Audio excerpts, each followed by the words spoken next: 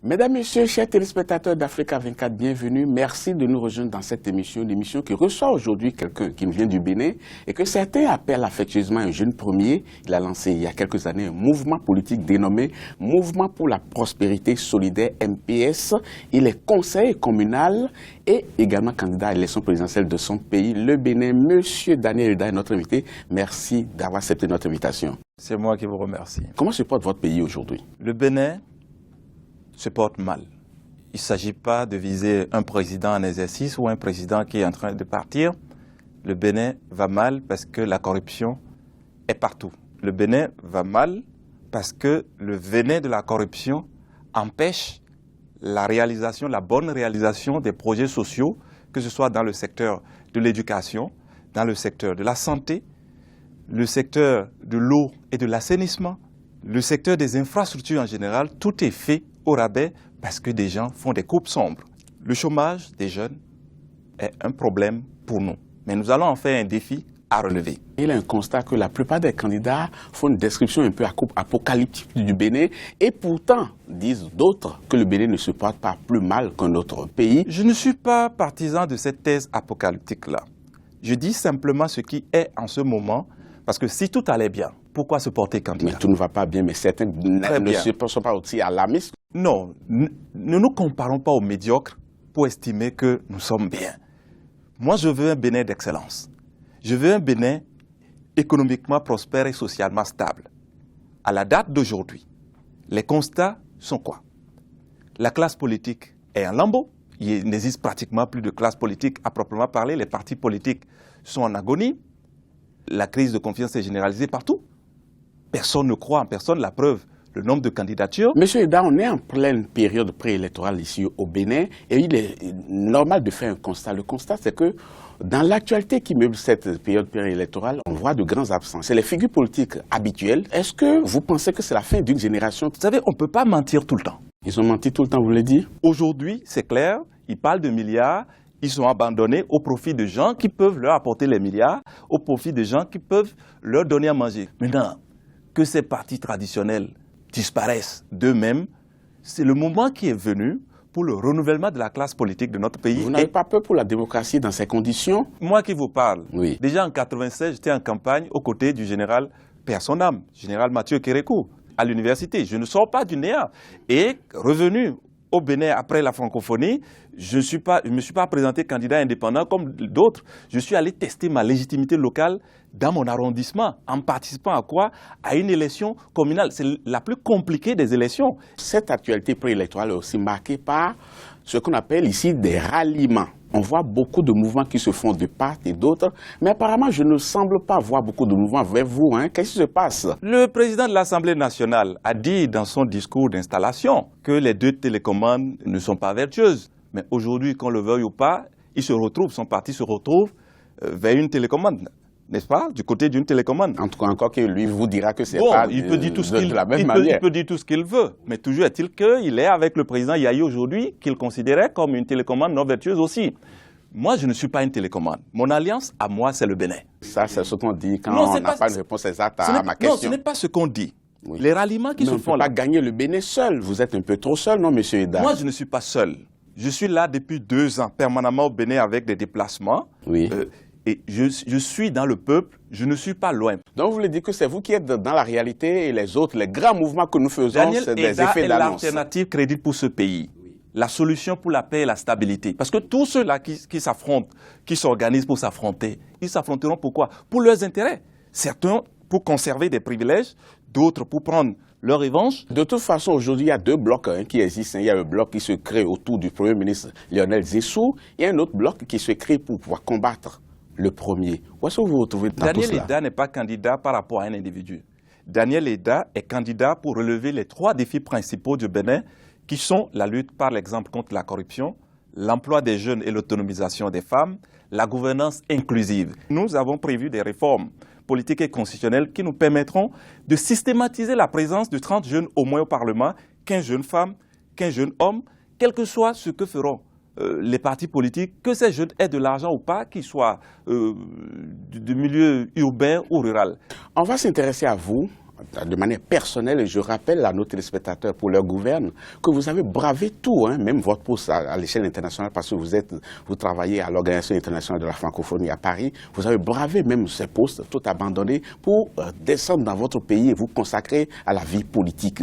Je me pose beaucoup de questions. Et je m'associe à ceux-là qui se posent ces questions en se demandant, est-ce que c'est parce que vous avez consulté l'oracle qui vous avait dit vous avez un destin présidentiel, ou bien c'est le trop grand amour que vous avez pour votre pays qui vous a amené à faire ce choix? Le Bénin est un pays éminemment croyant, c'est vrai, et je crois en Dieu. Mais ceci dit, le développement d'une nation est à l'image d'un chantier éternellement ouvert sur lequel doivent se relayer les générations successives. Et aucune génération ne fera la part de boulot de l'autre génération à sa place. Quand vous prenez les États-Unis, n'eût été le combat de Martin Luther King, le président Obama ne serait pas là aujourd'hui. Mon engagement à moi s'inscrit dans cette vision-là que le moment est venu pour ma génération de prendre ses responsabilités pour relayer nos aînés. Mais est-ce que vous n'avez pas pris un trop grand risque? Il n'y a pas de risque trop grand quand il s'agit du Bénin. Moi, je suis allé à la francophonie avec les diplômes obtenus dans les écoles publiques. Je n'ai jamais fait le diplôme que j'ai soumis pour me faire recruter à l'OIF, un diplôme obtenu à la Flash, à l'Université nationale du Bénin. À la faculté des lettres. Très bien. Oui. Donc mon pays m'a tout donné. Est-ce que vous avez encore les pieds sur terre? Est-ce que vous n'êtes pas un peu dans les nuages? Mais parce qu'on a l'impression que vous rêvez. Pour là. faire quelque chose de grand, il faut rêver. Et certains diraient il faut être fou. C'est le rêve qui permet les grandes réalisations. Je rappelle également que vous avez mis sur le marché un livre qui est intitulé « Il fera beau ». Beaucoup d'optimisme. Et dans ce livre, vous dites exactement ceci. Citation, il fera beau pour le Bénin si ensemble nous travaillons pour le développement. Est-ce que ce n'est pas un combat perdu d'avance? J'aime les défis. Et quand vous lisez il fera beau, vous vous rendrez compte que ma vie n'a été que succession de défis. Je suis là aujourd'hui, il y a beaucoup qui se demandent est-ce que c'est vraiment Daniel? Moi je pense que c'est possible. Que c'est possible. C'est possible, il faut que quelqu'un commence.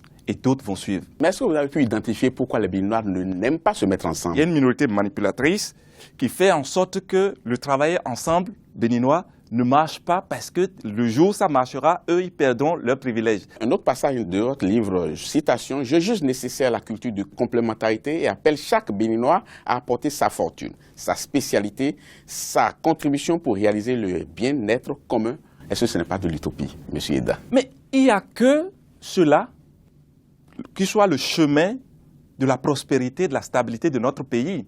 Il y a des gens qui sont bien en termes d'économie, mais qui ne sont pas forcément bons pour gérer la cité entière.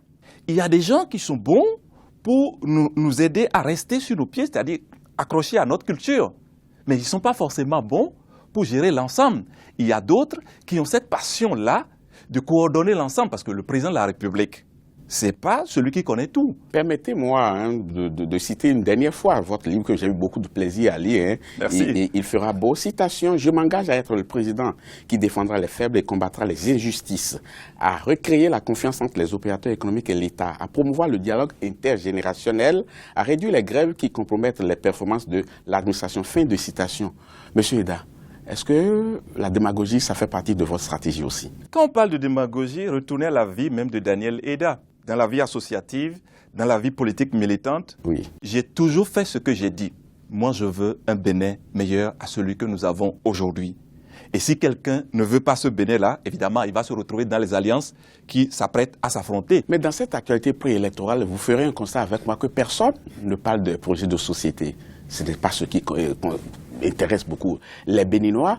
En quoi votre projet de société a une originalité pour les Béninois? La lutte par l'exemple contre la corruption. Vous savez, notre gouvernement parle de lutte contre la corruption, oui. Mais ne donne pas les moyens aux acteurs qui luttent contre la corruption. Ça veut dire qu'il n'y a pas la volonté politique réelle. L'originalité, c'est le fait que vous allez donner la volonté, c'est ça? Oui, et par l'exemple. Je dis par l'exemple. Oui. Parce que le poisson pourrit par la tête. Le président de la République, Yahi, que soutient le candidat Zinsou, a marché contre la corruption. Mais c'est sous lui que la corruption s'est amplifiée. Peut-être qu'il a constaté aujourd'hui que les choses ont évolué. Non, on lui a dit exactement ceci. C'est-à-dire? C'est-à-dire, si la corde attrape l'aiguille là, l'aiguille va tirer le pagne. En d'autres termes, souviens-toi que nous avions fait des affaires de corruption là ensemble hier. Si tu parles de moi, si je tombe, toi aussi tu vas tomber. Les deux ont des casseroles, c'est cela? Ben, écoutez, je vous dis... Dites les choses. Oui. Ne mettez pas la forme. Non, je ne mets pas de forme. Oui. J'en viens. Tous ceux qui ont géré notre pays ces 25 dernières années sont comptables, co-responsables ou responsables de l'état d'avancement de la corruption chez nous. J'ai beaucoup de plaisir à vous écouter. On aurait fait des heures, plaisir aussi de des heures d'émission, mais malheureusement, on est toujours limité par le temps. Mais avant de vous laisser partir, je vais vous soumettre à un petit exercice. À travers cette caméra, c'est ceux-là qui iront voter que vous voyez. Ils ont envie d'entendre un message. Ce pourquoi ils devraient voter pour vous et non pour un de vos adversaires. 30 secondes, je vous en prie. Mes chers compatriotes, je voudrais vous dire de rester serein.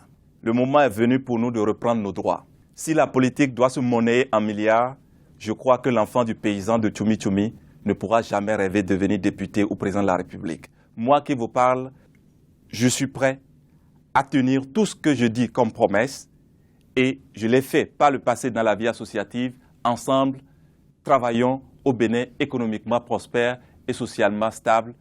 Il n'y aura pas de chaos dans ce pays. Prenez vos cartes d'électeurs, allez voter simplement. Je vous garantis qu'il fera beau. Daniel Reda, merci. J'espère que le message est bien entendu et sera suivi d'effets. Est-ce que les Béninois se retrouvent à travers ce que vous leur proposez?